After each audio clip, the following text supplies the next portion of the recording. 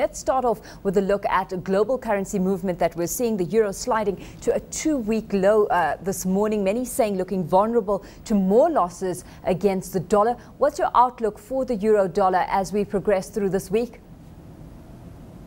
Morning, Alishia. Yes, and the euro's come under a bit of pressure. It seems that investors didn't really like what they heard out of the European Commission's meeting, the leaders' meeting that they had last week.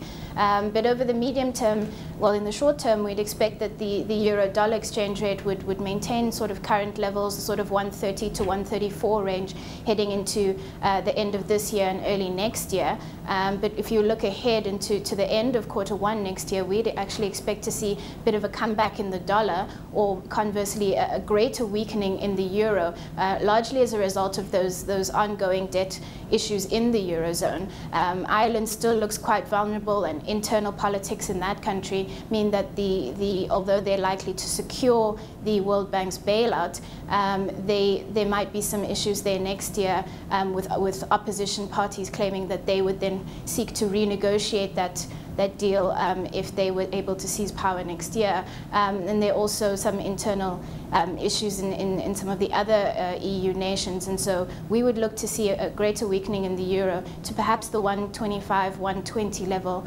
by the end of the first quarter of next year. Being highlighted, though, is that investors aren't universally risk averse. So implications, as you see it, for the South African rand? Well, yes, Alishia. I mean, not all investors are risk averse. If we saw that strengthening in the dollar, weakening in the euro, we also see a weakening in the rand, although that's really due to just some fundamental reasons. South Africa's economic growth prognosis, although improved for next year, isn't really in line with that of most developing countries. So just on a fundamental basis, and then coupled with that, you know, the increase in inflation that we're expecting, although we're expecting inflation to still remain within the target rate, target band, sorry, inflation is going to tick up over next year, and that could reduce South Africa's real yield. So we would look to also see a weakening in the rand next year. We are seeing a level about 730 by the end of the first quarter of next year.